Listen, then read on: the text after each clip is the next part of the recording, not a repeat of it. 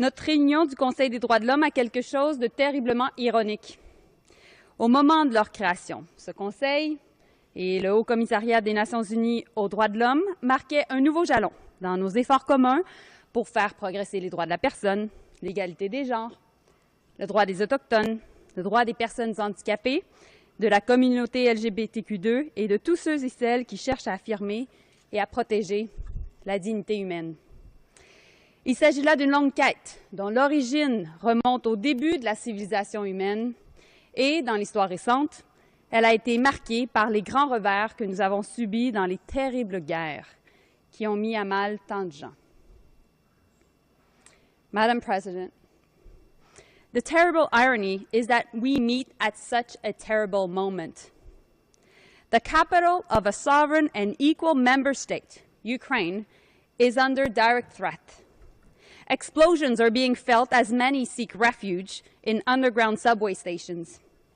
The images flashing across our collective screens of Ukraine are heartbreaking. This war is killing innocent people, forcing Ukrainian people to flee their homes and their country. This invasion and war are the choice of one country, the Russian Federation, its government and its leadership, and in particular, the decision of the President of the Russian Federation, Vladimir Putin. The Russian invasion of Ukraine, the largest threat to global peace in 7 decades, is a cold, calculated, and carefully planned series of events by the Kremlin. Over the past several months, we have said that Russia was positioning troops and equipment to invade Ukraine. Russia said it was not, that there was nothing to worry about. Russia lied. We said that Russian military buildups along the border were continuing to grow. Russia said exercises were complete and it was withdrawing troops. This was another lie. Russia told us their military exercises in Belarus would end on the 20th of February. Last week, Belarus served as a launchpad for Russian forces as they invaded Ukraine. Both Belarus and the Russian Federation lied. Madame la vice-présidente, la Russie est la seule responsable de cette crise. Elle a choisi de recourir aux mensonges et à la violence et de fabriquer de toutes pièces une crise pour tenter d'anéantir l'État de droit et de violer les droits de la personne. Worse, they're trying to justify their war by spreading a false rhetoric and attempting to manipulate the principles of human rights to support their illegal and illegitimate violence. This is the false narrative that Russia is trying to spread, both here in this Council and around the world. Allow me to convey directly to the representative from the Russian Federation. Human rights are universal and can't be manipulated to justify war and crime.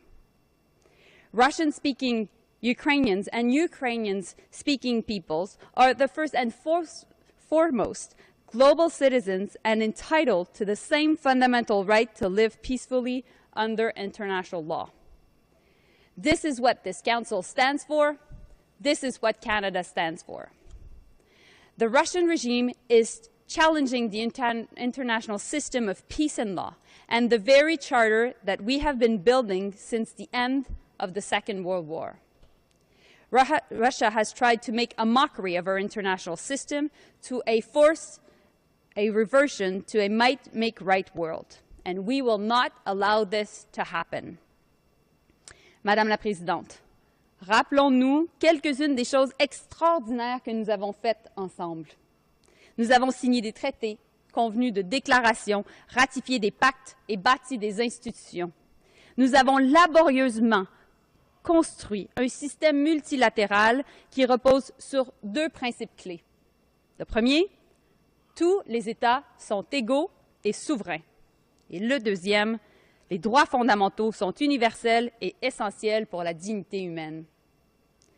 Ce qui cimente tout cela est le principe selon lequel les règles sont indispensables, car elles empêchent les abus de pouvoir et la corruption. Cette menace à l'ordre international fondée sur des règles, cette menace à la sécurité et aux droits fondamentaux de tous les Ukrainiens, voire de tous les peuples du monde, n'est plus théorique. L'invasion illégale et injustifiée de l'Ukraine par la Russie est une grave violation de la Charte de l'ONU qui interdit la menace ou l'utilisation de la force contre l'intégrité territoriale ou l'indépendance politique d'un État. Cette interdiction est une des bases du droit international que tous les États doivent respecter et c'est le fondement de notre façon de vivre en commun sur cette planète. Cette invasion met en danger des millions d'innocents.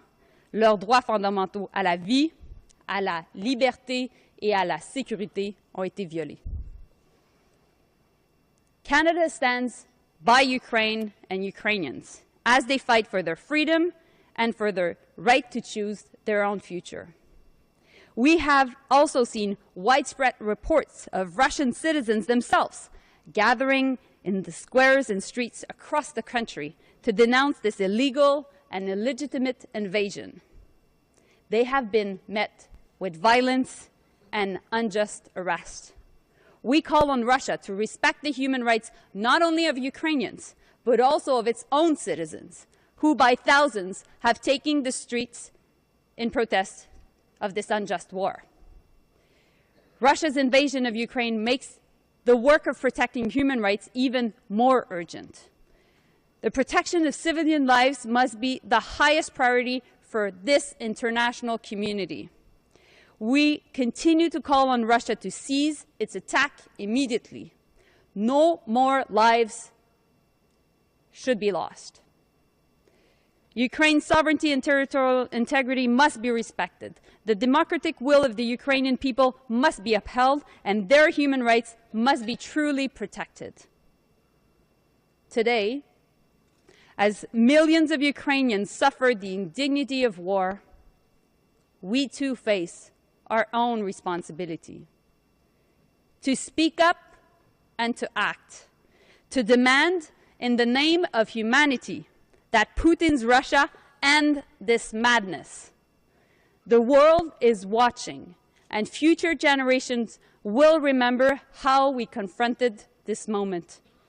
Let it be said that we overcame narrow interests to speak in one voice against tyranny and aggression in favor of peace and freedom.